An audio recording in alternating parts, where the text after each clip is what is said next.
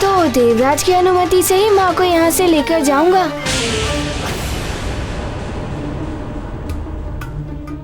मुझे तुमसे सहानुभूति है बालक, किंतु इस बात का ज्ञात है कि देवराज अंजना को यहाँ से जाने की अनुमति कभी नहीं देंगे, क्योंकि मैं तुम्हें इंद्रदेव तक पहुंचने ही नहीं दूंगी और तुम्हें 5 दिनों तक उलझाए रखने के लिए एक सेवक ही पर्याप्त है।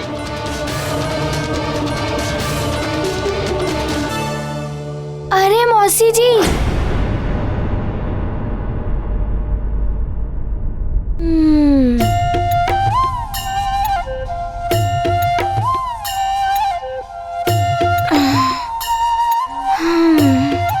ये अतिथि गृह तो बड़ा ही सुंदर है, किंतु माँ के बिना ये गृह की सुंदरता व्यर्थ ही है।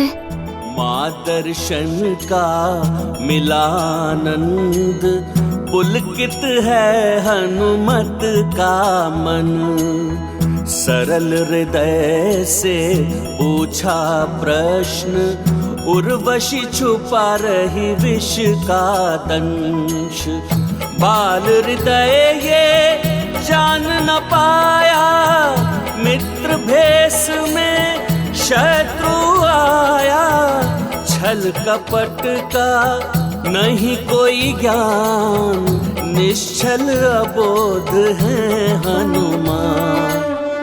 अब सबसे पहले तो ये ज्ञात करना होगा कि देवराज इंद्र कब लौटेंगे और मैं उनसे कहाँ मिल पाऊंगा। मैं तब तक कुछ और सोचता हूँ।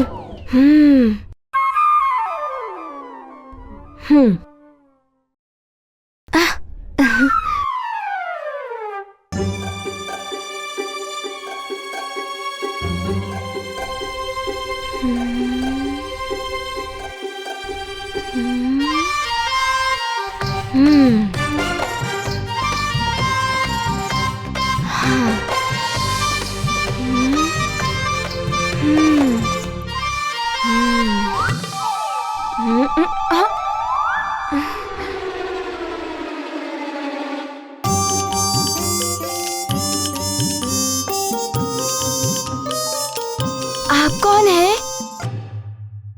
मैं सेवक हूँ। मैं आपको स्वर्ग का भ्रमण कराने के लिए आया हूँ।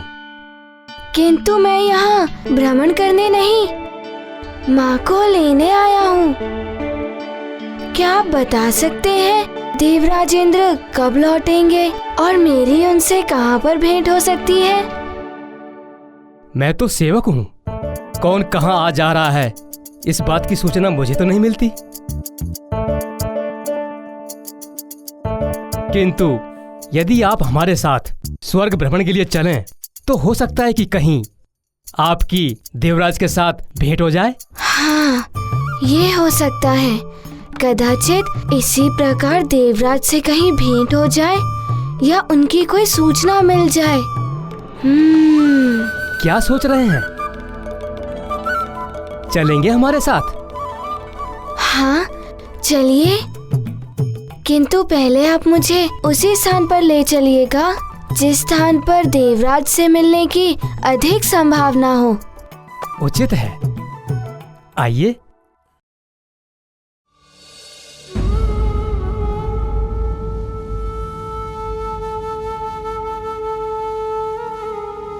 ये कैसी विडंबना है। मेरा पुत्र यहाँ स्वर्ग में होते हुए मेरे पास नहीं रह सकता। पुंजिक स्थला, तुम माँ होकर भी अपने पुत्र के जीवन को संकट में क्यों डालना चाहती हो? ये तुम क्या कह रही हो? कैसा संकट? स्वर्ग के नियम कितने कठोर हैं, ये तो तुम्हें ज्ञात है ही। और उर्वशी के हठ को भी तुम जानती हो। देवराज को भी उसकी बातें माननी पड़ती हैं। यदि ऐसे में हनुमान यहाँ से 5 दिन में नहीं गया तो क्या होगा? तो मैं क्या करूं? मुझे तो कुछ समझ में नहीं आ रहा। तुम्हारी पुरानी सखी हूं, इसलिए तुम्हें सतर्क करना मेरा कर्तव्य था। अब तुम्हें क्या करना है और तुम्हारी सहायता कौन कर सकता है, ये तुम्हें ही सोचना होगा।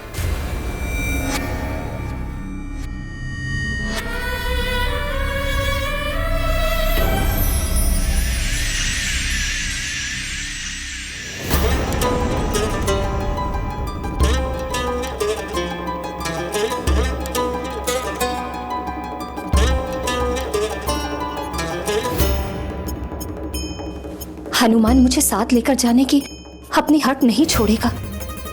कहीं ऐसे में पुनः इंद्रदेव से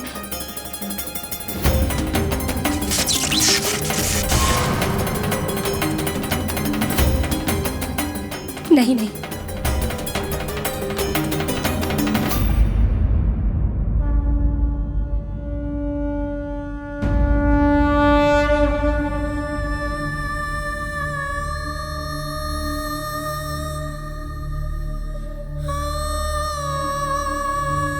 हे महादेव, इस अभागिन मां पर दया कीजिए। मेरे पुत्र पर कोई संकट न आने पाए। अब आप ही कोई उचित समाधान बताइए प्रभु।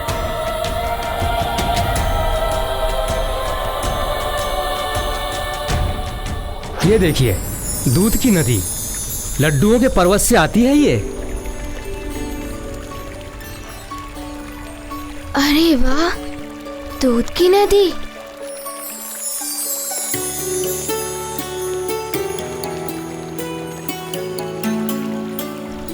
अरे वाह, और लड्डुओं का पहाड़। किंतु आप मुझे यहाँ क्यों लाए हैं? अच्छा, देवराज यहाँ प्रतिदिन लड्डू खाने और दूध पीने आते हैं। स्वर्ग में किसी को भूख और प्यास नहीं लगती, किंतु यदि आप चाहें तो आप लड्डू खा सकते हैं, दूध पी सकते हैं। लड्डू तो मुझे अच्छे लगते ही हैं, किंतु माँ के हाथ के बने हुए। वैसे भूख तो मुझे बहुत तीव्रता से लगी है।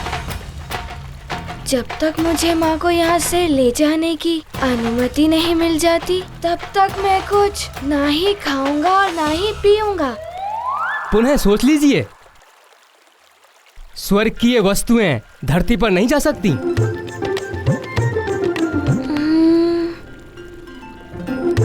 अच्छा चलिए, मैं आपको और वस्तुएं दिखाता हूँ।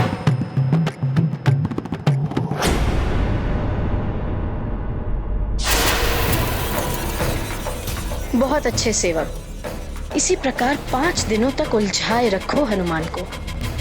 किंतु यदि इसी मध्य देवराज लौट आए तो उनके लिए भी कुछ व्यवस्था करनी होगी मुझे।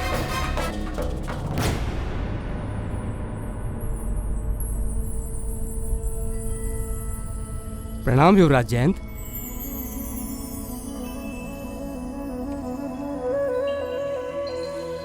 मैं जयंत हूँ, देवराज इंद्र का पुत्र। तुम हनुमान हो ना?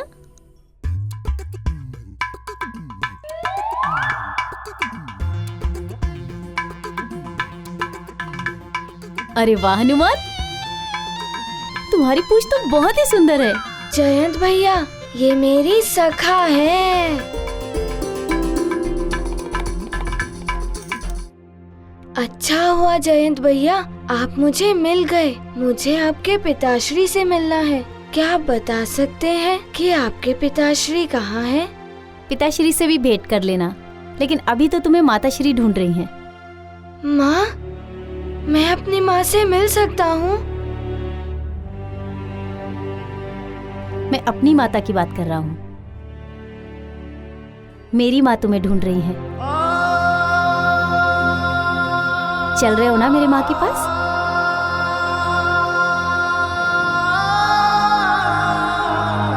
चलो।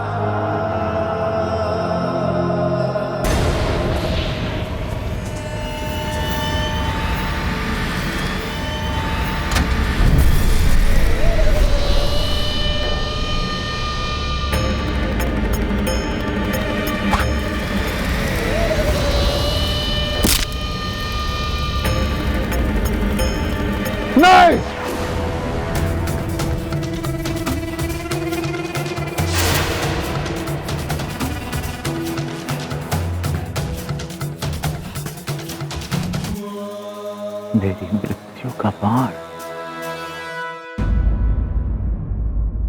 प्रणाम रानी माँ। आयुष्मान भव। आओ पुत्र हनुमान, देखो हमने तुम्हारे लिए विशेष प्रकार के व्यंजन बनवाए हैं।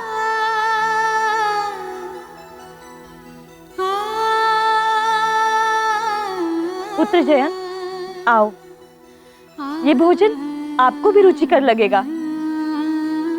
आओ।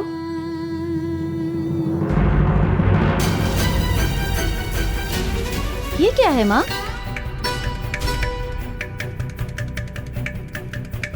आपको तो ज्ञात है ना कि मुझे दूध के व्यंजन तनिक भी अच्छे नहीं लगते, और खीर देखकर तो खाने का मन ही नहीं होता। फिर ये सब क्यों माँ? ऐसा नहीं कहते पुत्र, खाकर तो देखो, तुम्हें अच्छा लगेगा। और ये सारा भोजन मैंने स्वयं अपने हाथों से बनाया है। तो पूछ लिया होता एक बार कि मैं क्या खाऊंगा। आप रहने ही दीजिए, मुझे जो अच्छा लगेगा मैं स्वयं ही ले लूंगा। जाइए, मेरी पसंद का भोजन ले आइए। जी युवराज।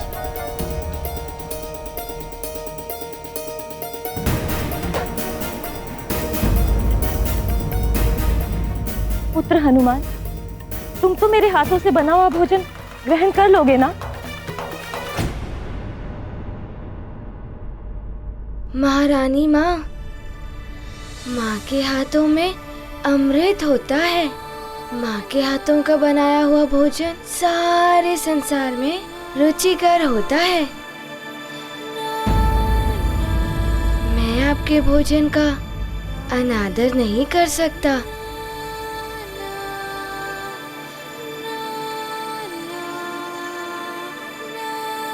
किंतु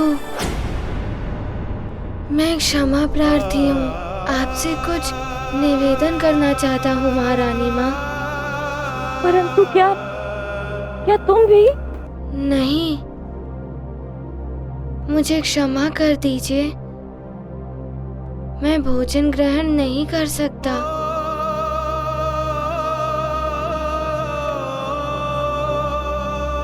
इसलिए नहीं कि ये भोजन रुचिकर नहीं है। आपने भी मेरी माँ के भांति प्रेम से ये भोजन बनाया है हम दोनों के लिए।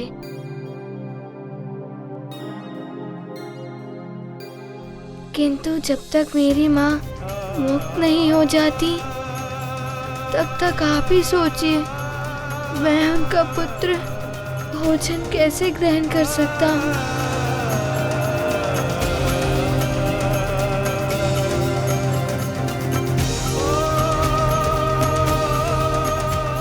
मैं एक निवाला भी नहीं खा सकता।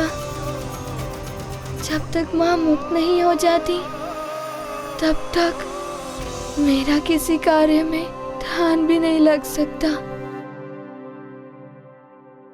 प्रेम भाव से जो भी बनाती, माँ भोजन में अमृत मिलाती।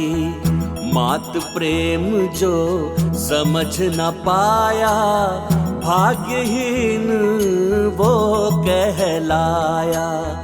हनुमत करते माँ का ध्यान, कैसे ग्रहण करें पकवान। माँ को बंधन मुक्त करेंगे, फिर हनुमत निज भूख हरेंगे। गाथा महाबली हनुमत की, रुचिकर लीला राम भगत की। जय जय जय रघुनंदन राम, जय जय जय महाबली हनुमत। योगिनी!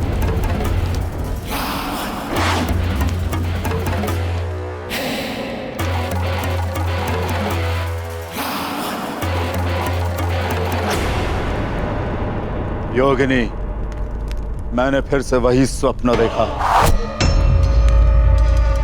वही पूछ, जलती हुई लंका। क्या है स्वप्न का अर्थ योगिनी?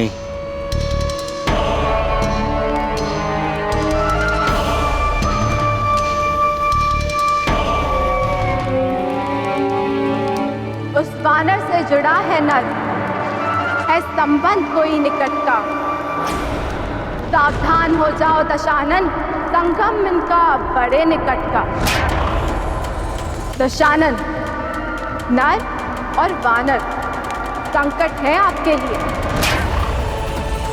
वो वानर तो स्वर्ग गया है अपनी माँ को लेने, किंतु वो नर अभी भी पृथ्वी पर किसी अज्ञात स्थान पर पल रहा है। तो उस वानर के स्वर्ग के लौटने के पूर्व ही मैं अपने सर्वश्रेष्ठ गुप्तचरों के द्वारा उस नर रूपी नारायण का पता लगाकर उसे समाप्त कर दूंगा, मिटा दूंगा उसे।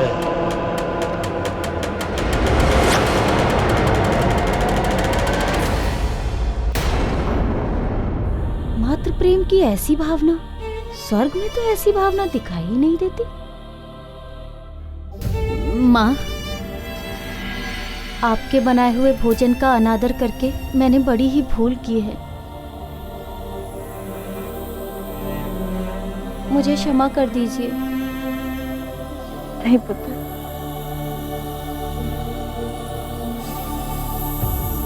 हनुमान, तुमने मेरे नेत्र खोल दिए हैं, माँ की ममता से अवगत करा दिया है। मैं सदैव तुम्हारा आभारी रहूंगा।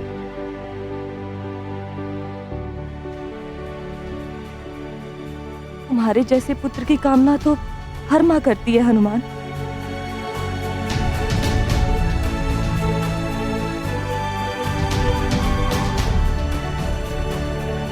महारानी माँ, मुझे देवराज जी की प्रतीक्षा है। वे कब लौटेंगे?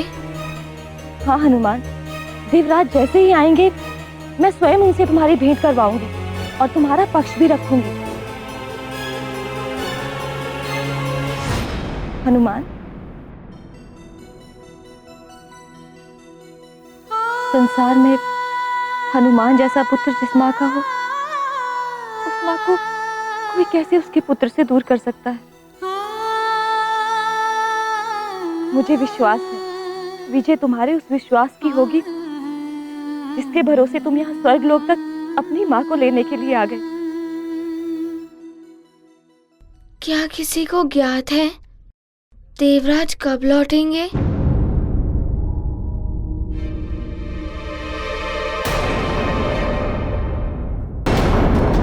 क्या बात है उर्वशी, आज बड़ा सच सवर रही हो। बहुत दिनों से कहीं भ्रमण पर नहीं, नवग्रहों की बिगड़ी दशा, प्रलय का भय, यही सब चल रहा था ना। आज मन हुआ कि कहीं निकला जाए। अच्छा, अकेले ही या?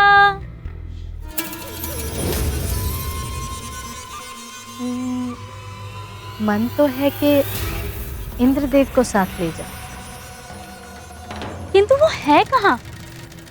स्वर्ग में तो है नहीं। किंतु आएंगे तो यही ना, इसीलिए मैं पहले से ही सज्जित होकर बैठी।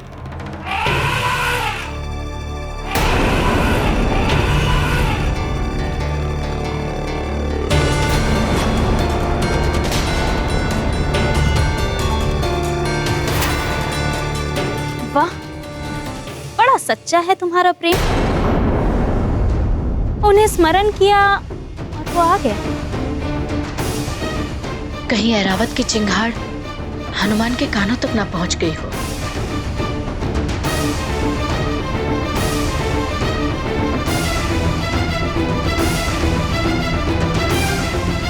मैं जानती हूँ तुम्हारा ये प्रेम इस समय मात्र हनुमान को देवराज से दूर रखने के लिए।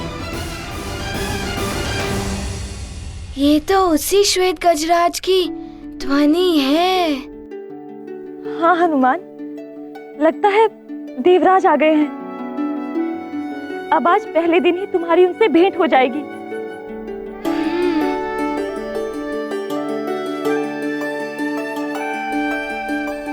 माँ,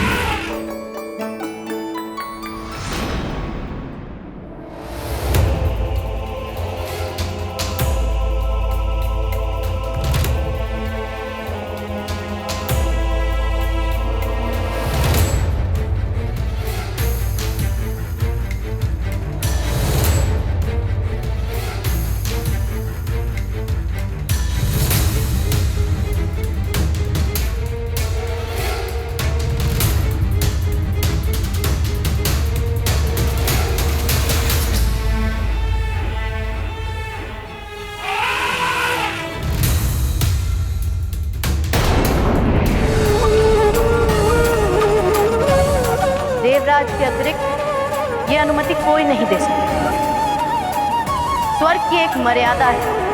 मृत्यु और सदगति के बिना कोई भी मनुष्य यहाँ 5 दिन से अधिक नहीं रह सकता।